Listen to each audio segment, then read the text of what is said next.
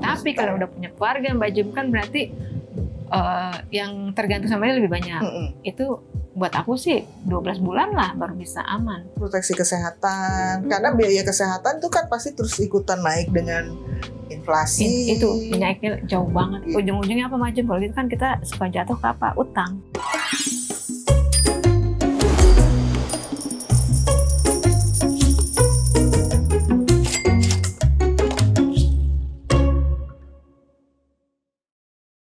Halo Sobat Medio, di episode spesial kali ini kita ngobrol lagi nih tentang finansial.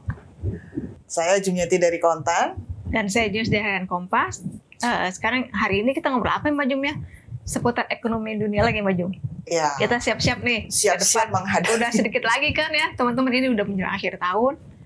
Yang berita di luaran banyak berkata bahwa ekonomi akan lebih suram. Ekonomi global lebih suram tahun 2023 mendatang. Suku bunga naik tinggi, krisis, resesi. Tapi sebelum itu jangan lupa Mbak Jum, teman-teman follow dong ya dan beli rating terbaiknya untuk podcast Cuan di Spotify. Nyalakan notifikasinya supaya kamu bisa terinfo setiap ada episode baru nih yang tiap tayang hari apa Mbak Jum? Rabu dan Jumat. Oke. Oke, kita mungkin kemarin itu udah ngomongin tentang investasi di masa, bukan di masa, menghadapi resesi yang mengglobal, gitu kan. Semuanya kita mau lari kemana nih, gitu kan? Kita mau lari kemana nih? Ya, kita pasti terdampak lah, pasti terdampak. Ya mungkin tadinya hidupnya lebih agak senang dikit, ya mungkin harus di rem dikit itu kan, jalan-jalan setahun 3 kali. 7 kali diturunin kayak gitu itu harus udah pasti ya, karena kita lebih mahal kayaknya baju. Karena kita pasti menghadapi memang kondisi yang tidak lebih baik. Nggak bisa terlepas dari itu kita Mbak Jum. Betul. Meskipun mungkin kita tidak separah teman-teman kita di Eropa atau teman-teman kita di Amerika. Tenanglah, ini masih agak mendingan. Harus bersyukur tetap. Bersyukur, ya betul. Bersyukur tidak ada akhir. Nah, mungkin kalau kemarin kita ngomongin tentang investasi, gimana sebaiknya kita menghadapi awan gelap di 2023 ini, mungkin kita juga mungkin perlu membahas tentang masalah kewajiban-kewajiban kita berkaitan dengan suku bunga yang akan terus naik tinggi ya. Betul. Jangan hanya asetnya aja teman-teman, tapi juga liabilities kita, kewajiban kita. Ada dampaknya loh. Bunga-bunga terhadap kewajiban kita. Ya, kalau gimana sih Mbak Jum sebenarnya Mbak Jum? Dampaknya KPR misalnya ya. Nah, ada yang punya KPR. Dicek buruan. Mungkin ada syukur. Mau gak mau. Kalau KPR itu kan ada beberapa jenis ya. Joyce ya. Ada masih bunga promo Mbak Ju, misalnya 3 bulan fix. Ya. Bersyukurlah teman-teman 3 tahun. 3 tahun. 3 bulan baru 3 tahun fix teman-teman, bersyukur yang baru akad kemarin belum lama. Jadi enak masih lah ya, kena masih 3 tahun. Cuma nanti biasanya kalau udah lepas fixnya loncat tuh. Jauh banget. Jauh. Apalagi dalam situasi bunga naik tinggi. Jadi teman-teman mesti siapin apanya tuh Mbak Jum? Jajanin kurangin dong. Jajanan kurangin dan Anda surat diperbesar.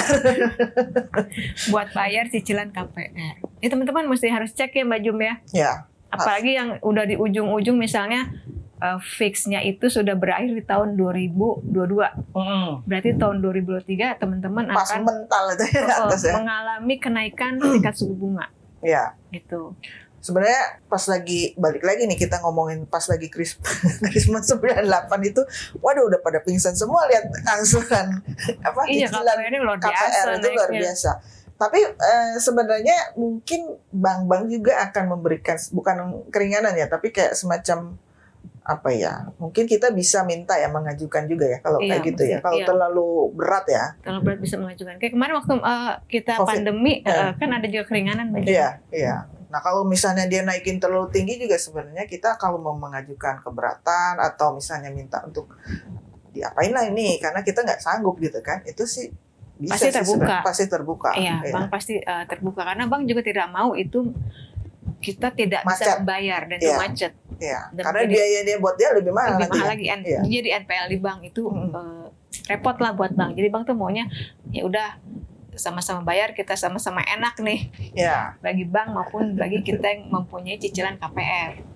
Ada ini nggak ya? Ada peluang untuk di overcredit nggak? Bukan di overcredit sih, kayak semacam di restrukturisasi juga mungkin ya, seperti itu ya. Bisa juga Iya. kan ya. Kayak kemarin waktu tahun krisis besar yang kita 98 juga kan itu banyak yang direstrukturisasi. Iya. Sama waktu pandemi yang contoh terakhir paling dekat pandemi kemarin Baju. Iya. Restrukturisasi semua. Restrukturisasi juga ada. Ya begitulah, kalau punya KPR siap-siaplah menghadapi kondisi kenaikan tingkat suku bunga. Ini udah naik berapa kali ya? Di 2022 ini kemungkinan akan naik lagi sampai akhir tahun kan? Masih naik. Karena dia kan BI adjust akan terus sama Fed. The Fed. Ya, sementara Fed ini inflasi larinya The sampai Fed, mana? sementara The Fed ini mau sampai mana nggak ketahuan. Nggak tahu. Awal tahun 2022 ngomongnya cuma berapa? 2% ya? 2%. Tapi kok jadi banyak? Kok jadi banyak? Kok jadi panjang gitu ya? Terus kita juga, BIC juga pusing juga nih untuk adjust. Tidak hanya BI loh, Sobat Medio. Bank sentral yang lain juga pusing mengadjustnya. Ya, sama-sama. Karena ini masalahnya ini pusingnya sedunia lah ya. Sedunia lah ini. Gitu. Nah, untuk kebutuhan kita ya kita harus siap-siap nih masalah cicilan kayak gitu. Terus apa lagi Joyce yang mungkin misalnya mungkin yang kita siapkan dana darurat Maju. Dana darurat. Kalau aku lihat sih nih ya, kebanyakan orang itu menganggap sepele dana darurat. Ya udahlah entar aja gitu. Yang penting gue investasi. Ya. Kan kalau investasi keren Maju. Dana darurat nggak kelihatan, nggak ada yang nanya. Iya, nggak ada yang nanya. Nggak ada yang nanya lu punya dana darurat berapa? Kan nggak ada yang nanya Maju. Iya. Kalau misalnya lu investasi di mana? Oh, iya. Hasilnya segini ya. Segini, cuannya segini. Tapi kalau darurat berapa? Nggak ada yang nanya tuh. Padahal darurat ini penting banget. Kan kita nggak tahu ya kondisi apa yang menimpa kita. Karena hari sial nggak ada di kalender Baju. Kalau udah hari sial di kalender kita udah siap-siap dari jauh tahun ya.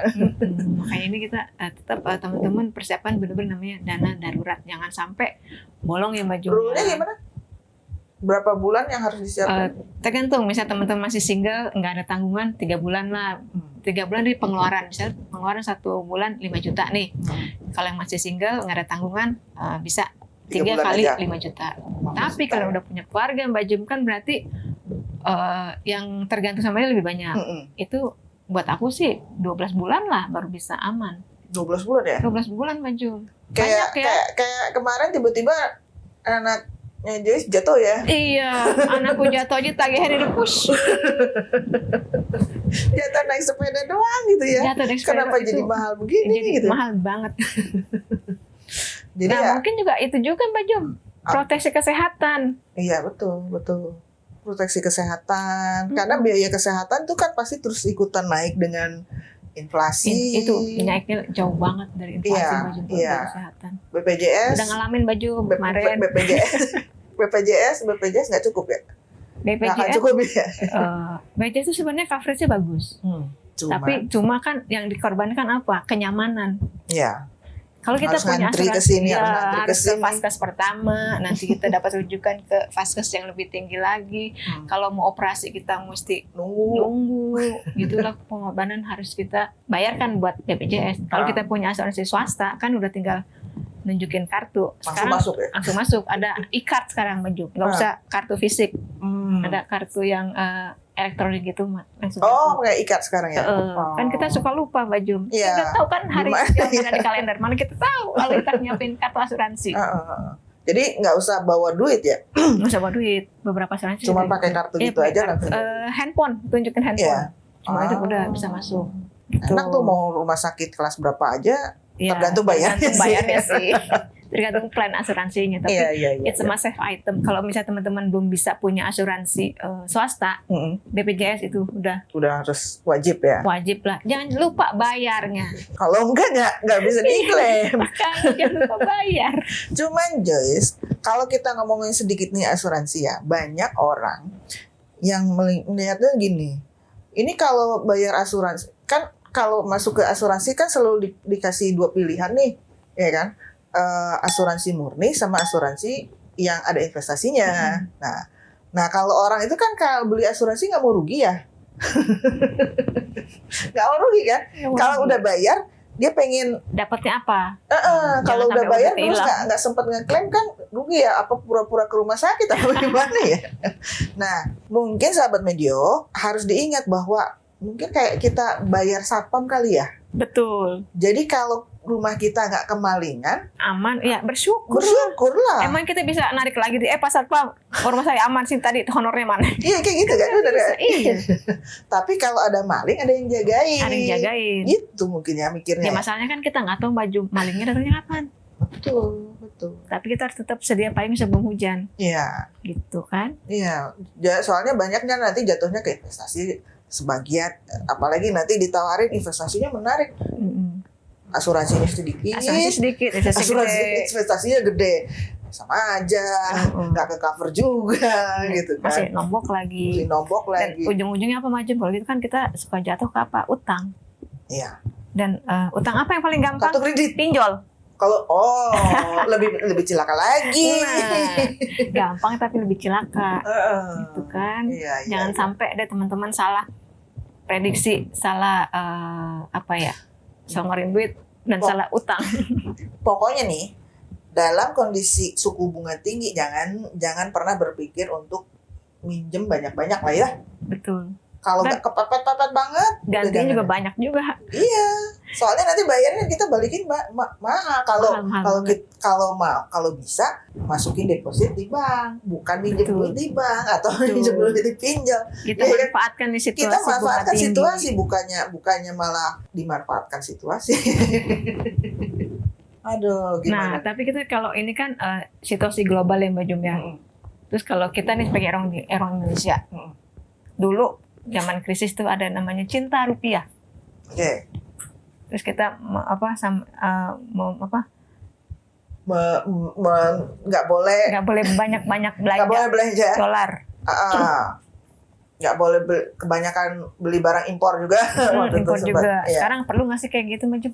Gini, waktu krisis waktu zaman itu kan sebenarnya kan memang ada banyak produk yang bahkan kalau jadi masih ingat komputernya banyak kan yang rakitan ya itu kan dijual dalam dolar Betul. terus nanti dikonversi sama dia kan. Berapa kurs hari itu? Iya, kurs hari itu atau mungkin dia dipatok lah amanya gitu kan kayak gitu. Nah sekarang kan nggak gitu lagi. Bank Indonesia atau pokoknya otoritas kita lah ya itu kan mengharuskan semua yang dijual di sini itu dijual dalam rupiah gitu kan. Nah tapi kalau kita ngomong tentang kita boleh nggak sih nyimpen dolar gitu ya? Menurutku gini, kalau misalnya kita punya kebutuhan dolar nggak ada salahnya juga untuk menyimpan dalam bentuk dolar gitu. Karena itu kan kayak semacam kita butuh dolar, terus nanti pada saat si rupiahnya naik apa turun, melemah lah ya, Rupiah melemah. melemah terus pada saat kita udah udah nabung tuh pas lagi hari H-nya nomboknya banyak gitu. Jadi kalau kita nabung pun nabungnya dalam Dalam dolar. dolar, karena kebutuhan kita dalam dolar. Iya. Kayak misalnya sekarang Siapa tahu nyekolahin anak. sekolahin anak luar negeri itu kan kita butuhnya dolar ya. Iya. Mbak Jum ya. Itu Iya. masih ya sesuaikan aja lah ya Mbak Betul. Jumnya dengan Sesuaikan dengan kebutuhan. kita. Iya. Kalau misalnya kita maksain tetap pegang rupiah tapi kebutuhannya dolar, Ya susah karena sekarang dolarnya aja udah 15.000 lebih ya. Teman ya. terus mentok lagi ke atas, aduh, Makin pusing deh, nomornya makin banyak. nomornya makin banyak. Nah, gitu oke Mbak Jum. Dan Sobat Medio kita sudahi dulu obrolan ini ya. Terima kasih buat Sobat Medio yang sudah mendengarkan dari awal sampai akhir. Tungguin episode kita selanjutnya. Saya Joyce dari Kompas. Saya Jumiati dari Kontan. Dan segenap tim Medio pamit undur diri dulu. Sampai jumpa di episode lainnya. Dah.